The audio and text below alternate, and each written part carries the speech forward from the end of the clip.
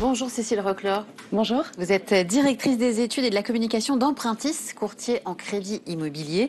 Alors, qui dit divorce, séparation, dit très généralement perte de pouvoir d'achat et se reloger. Du coup, c'est souvent compliqué, surtout en Île-de-France, dans un marché tendu comme le nôtre, et en particulier pour les femmes qui ont souvent à la fois des revenus inférieurs aux hommes et puis souvent aussi la garde des enfants. Est-ce que c'est plus difficile pour une femme de racheter un bien immobilier après un divorce? Alors vous avez raison, ce qui complique souvent la donne, c'est la garde des enfants, parce que pour le banquier, ça va avoir un impact sur la situation financière. Avoir les enfants, ça veut dire avoir moins de reste à vivre pour payer toutes ses factures, parce qu'il va bien falloir s'occuper des enfants, et du coup, ça va jouer dans le plan de financement. Après, en théorie, il n'y a pas de discrimination entre les hommes et les femmes, donc une femme va trouver autant un financement qu'un homme. Ce qui va être plus compliqué, c'est ce que vous évoquiez, les revenus.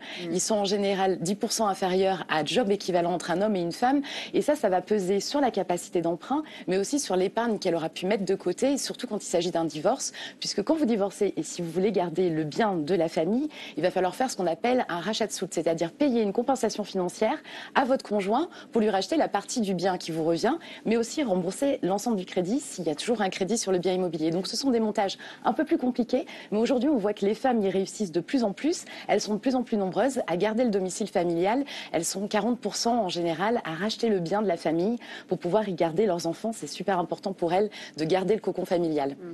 On sait que certaines banques ont un peu leur clientèle cible. Quand on est jeune, il vaut mieux aller dans telle enseigne. Si on est intermittent du spectacle, dans telle autre.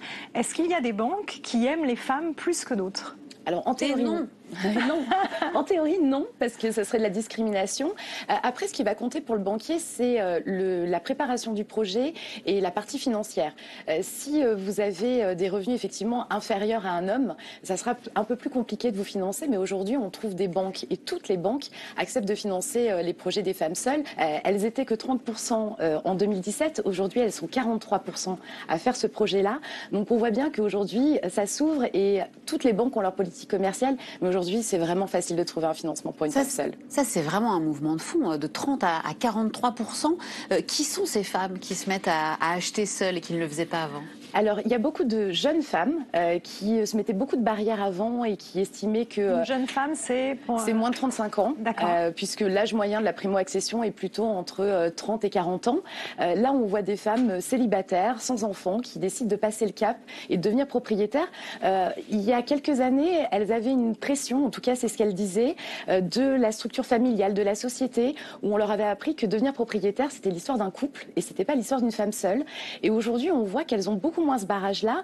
Le seul barrage qui leur reste, c'est souvent elles-mêmes qui se disent en fait c'est un acte important, c'est structurant dans mon évolution financière et dans ma vie et j'ai peur de ne pas y arriver toute seule. Quand elles réussissent à construire une maison, à rénover une maison ou à acheter un appartement, elles sont extrêmement fières parce qu'elles ont réussi à lever toutes les embûches et souvent il y a encore plus de satisfaction que chez un homme qui n'a pas le même regard sur l'achat immobilier. Quels sont les critères d'achat des femmes versus les critères d'achat des hommes? Ils évoluent beaucoup. Alors, ça va dépendre aussi de la situation personnelle. Si on est dans le cadre d'un divorce avec la garde des enfants, on va tout de suite avoir de grosses contraintes liées soit à la nature du bien, le nombre de chambres, mais aussi parfois à sa localisation, parce qu'on va vouloir conserver l'école des enfants et perturber le moins possible leur vie. C'est pour ça qu'elles préfèrent racheter le bien de la famille. Sinon, aujourd'hui, elles se sont ouvertes à tout type de projet. Il y a quelques années, elles achetaient plutôt un bien ancien à mettre à la couleur ou au goût. Et aujourd'hui, on les voit se lancer dans des projets de construction de maisons individuelles, qui est un projet lourd et long, semé d'embûches, ou alors d'acheter des biens à rénover. Et quand je vous parle de rénovation, on ne parle pas que de la déco, on est sur des travaux lourds. Alors elles font appel à des professionnels, à leur famille pour pouvoir les aider, mais elles n'ont plus peur aujourd'hui de se lancer dans n'importe quel type de projet. Des projets un peu plus virils au sens de la société d'hier. Alors clairement, oui, parce que quand on parle de bricolage, il y a encore quelques années, les femmes nous disaient quand je rentre dans un magasin de bricolage, on me demande si monsieur va m'aider. Aujourd'hui, on voit beaucoup moins cette embûche et les magasins spécialisés ont l'habitude de voir des femmes venir pour faire des travaux. Un conseil pour terminer, Cécile Roquelaure, aux femmes qui nous regarderaient de tous âges?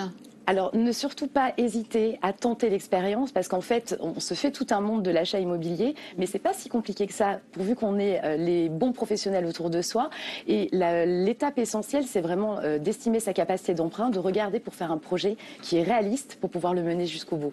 Ça, c'est pas Charlotte qui va vous démentir. Non, j'abonde à 100%. Merci beaucoup, Cécile Roquelaure.